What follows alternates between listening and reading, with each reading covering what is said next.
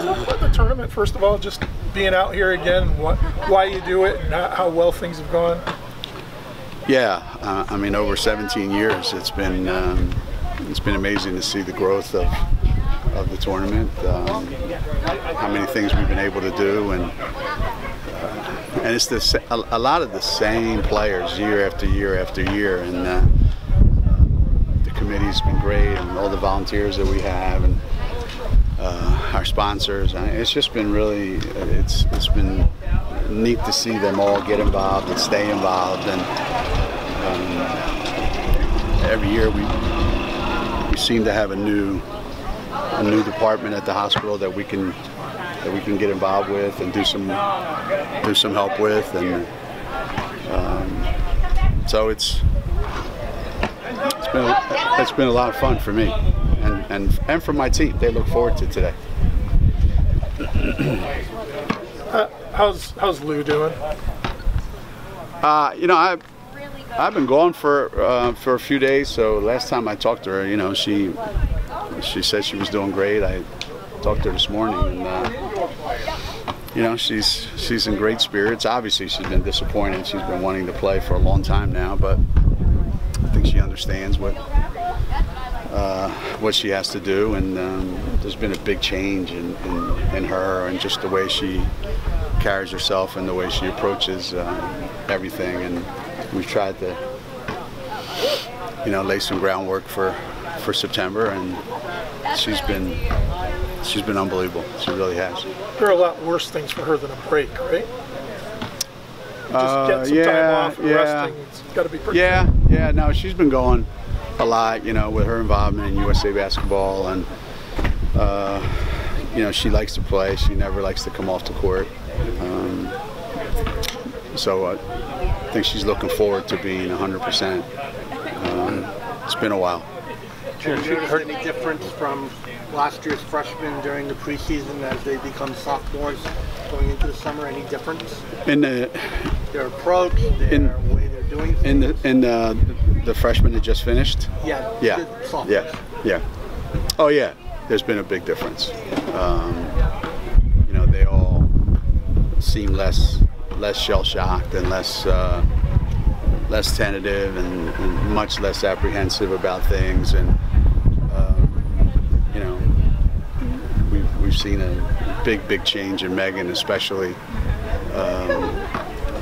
She's taken on a different personality, and you know, and that happens. You know, sometimes you need something like the kind of year that she had last year to kind of remind you that it's not supposed to be easy, you know, and this isn't high school. And I think that was one of the best things that ever happened to her, and I would think she's going to have a great year this year. You know, Lou extended her game on the court a lot last year. Coming into her senior year, is there something that you want to see that she can extend either more on or off the court, leadership, or in the game? Or well, for sure, the way you lead, I think, is really important. You know, I don't think there's anything more important on a team than great leadership. You know, and if it comes from the coach all the time, that's not necessarily great. It's not conducive to having the kind of championship teams that you need to have. The best teams are the teams that are coached and led by the players, and I think she was a little too reticent to, you know, when you've got seniors, you know, and that have pretty strong personalities, you know, it's not easy to assert yourself. But I sense that she's taken on a much bigger role in that respect.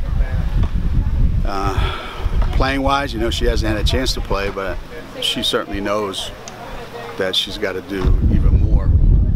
She did a lot, but she's got to do even more.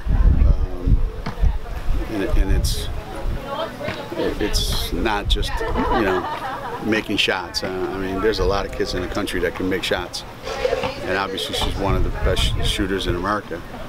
Not the best, but you know, there's a lot more to the game than that. And I keep telling her all the time, you know, The only 2 players on our team that could guard anybody have graduated. So I keep saying that every single day, and I think by September, October, they'll get sick of hearing that, and it has to come from her.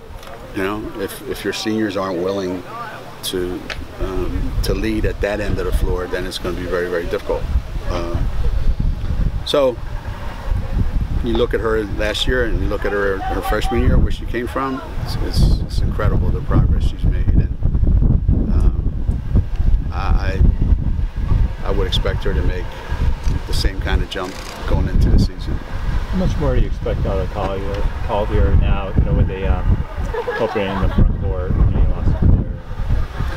you know, Fisa had a great year last year. The only problem is the kind of year she had the year before was one of those magical years, and so she set the bar pretty high, and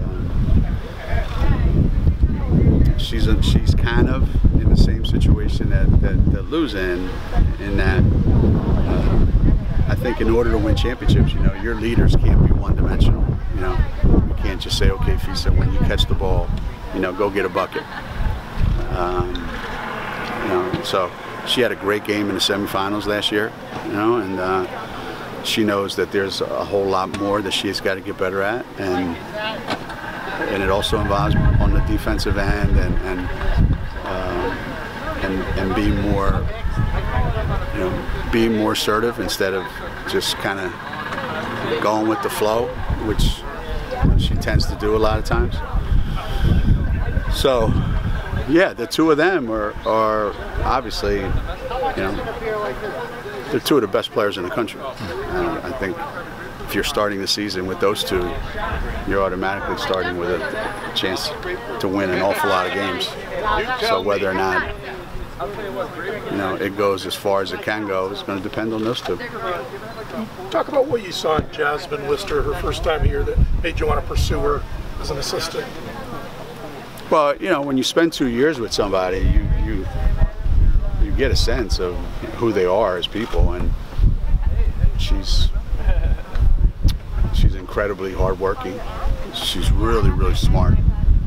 She's very thorough, and she's really engaged with all the players and the coaches, and you know, the experience that she gained at 2 completely different places. You know, Washington and Nepal. You know, when Marissa got that opportunity to go to BU, I mean, it was a pretty easy decision. And, you know, that took about 5 seconds. We knew we were going there all along. Fortunately, she said yes. You said sometimes it's tougher for a junior to take a leadership role, but Crystal seems like she's ready for that. You know, when you have the ball in your hands a lot, that automatically means you've got certain responsibilities that go with that. And she's another one that just likes to kind of go with the flow, and I think there's a lot that her ability dictates that she can do, and I don't think she's done anywhere remotely close to what that ability is, and for a lot of reasons. But going into the season, you know, when you tell somebody, listen, you're going to have the ball in your hands, and what happens to that ball is going to determine whether we win or lose. And at the same time, you know, you've got to be, again, I keep coming back to the defensive end, and we're, what, last year, maybe 1 or 2 defensively in the country. But there's a difference between being a really good defensive team and you yourself being a great defender. So those are 2 different things. And when you're a great defender, you can lock people up, and you can be disruptive to the other team's entire offense, like Mariah was. And that's what we're going to need from Crystal. She's talked about being that kind of defender. Has it been just talk, or is there any action? Yeah, I talked about going to law school when I was in college. Right, exactly. And I'm coaching here, so I think there's a want to on her part. She wants to. Don't get me wrong, and sometimes, again, sometimes kids feel like, well, I don't necessarily need to or have to, and now she wants to and she has to. So when those two things merge, that's a lot of times when things actually do happen. So I'm glad she's thinking it. I'm glad she said it. That's 2 out of 3 ain't bad, right? I think I heard that in a song one time. You know, I know a couple of years ago, one preseason poll didn't have you #1, but I think we got to go back to Griner before. I'm not, unless I so much stuff in the ballot box, I don't expect you guys to be #1 either poll coming in this year. Is there a certain narrative that you're going to grasp on there? I might pretend like I'm from Chicago. I might vote early and often and make sure we're not #1. I can't imagine we'll be #1. No. And we shouldn't be. I mean, Notre Dame should be #1, and maybe their second team should be #2. I don't know. But like, you know, it's been proven over and over and over again, you know, over the years. It doesn't really matter. You know, it doesn't really matter. And certainly to us, you know, 1, 2, 3, doesn't really matter. 15, it doesn't matter. Some teams can't handle being #1, and some teams it doesn't bother them. So we'll be all right. We'll be all right. I like it. How does the coach's job change this summer with Shea having her? I don't think she's not going to be around. Yeah, I don't think it changes that much at all, really. You know, we have one less person out recruiting for 14 days. So that's basically it.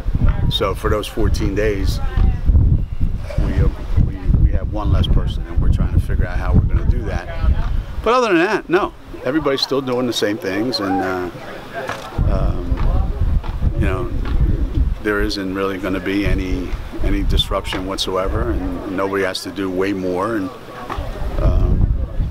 you know, we've got great people on our staff, and it'll be business as usual.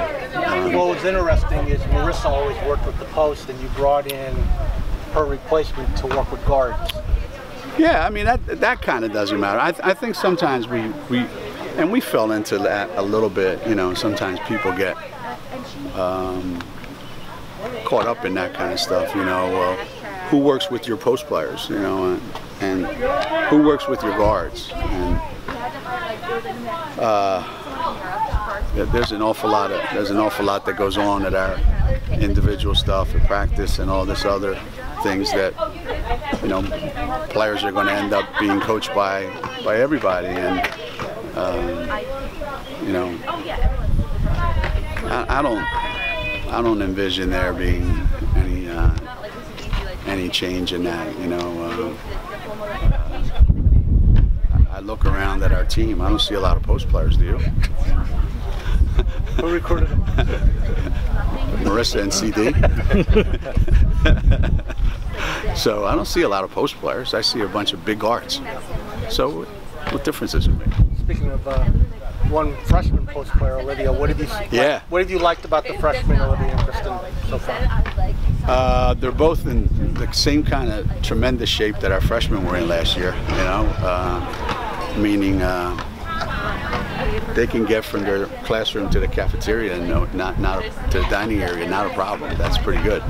But the rest is not as easy. So they're finding out, you know. And you know, one of the big differences between these two freshmen and last year's is these two, they understand that it's hard, and they understand that it's supposed to be really hard, and they accept it, and they welcome it. Whereas last year guys were like, yeah, I got this. And we would go in the office every day and go, these guys are delusional. They keep, yo, I got this. Yeah, I got it. And then we would go and we run, and you know, we'd do some tests, and half the time we had to send out a posse to go find them. You know, they were so slow and so behind everybody else. So these two, they understand. Kristen is just, you know, a powerful kid. You know, her game is powerful, and Olivia's smooth, and she's like most kids that have surgery in high school, she's not recovered yet. She's not nearly strong enough. She's nowhere near being where she needs to be strength-wise to be able to be, you know, a good player. She's going to be by the time the season starts.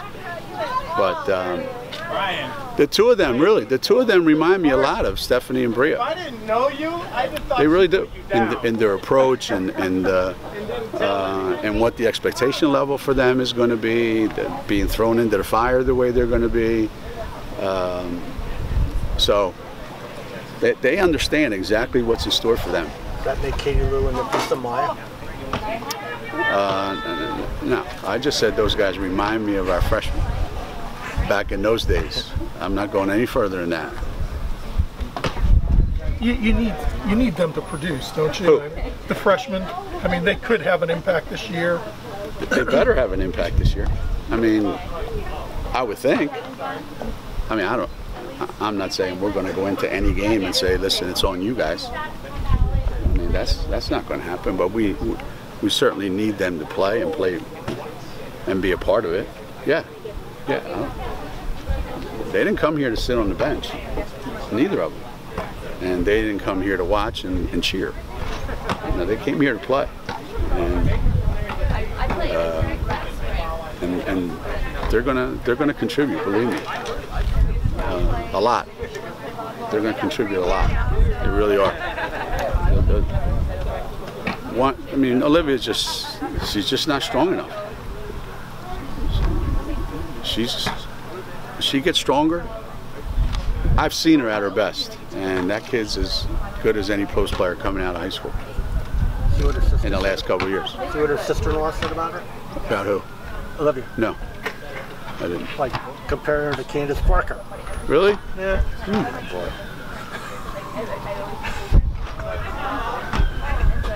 Let's just try to make her the best version of Olivia that we can.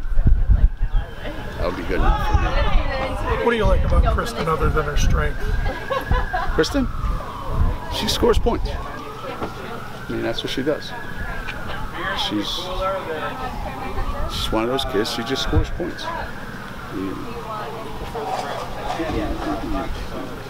Some kids are born with it. They just do. The ball goes, like Fisa, how do you explain it? The ball just goes in the basket. And with Kristen, you know, at the end of the game, there's points on the board, and sometimes lots of them, a lot of different ways. So, you know, the other stuff, I don't know. I don't know how to do. I can't project where it's going to be, but given the opportunity, there's a pretty good chance she's going to score a lot of points. There you have it. Last year I was, and we had a really experienced team, I thought. This year the schedule's harder, and the team isn't as experienced. And the road schedule's brutal. So I'm not jumping up and down about it.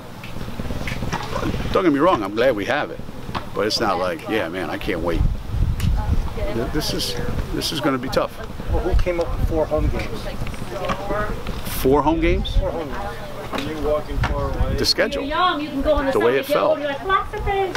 Sometimes you get caught in those situations because we pushed a couple games back that we couldn't fit in before to get another home game. So, you know, when you try to fix something on the beginning, you got to pay for it on the back end.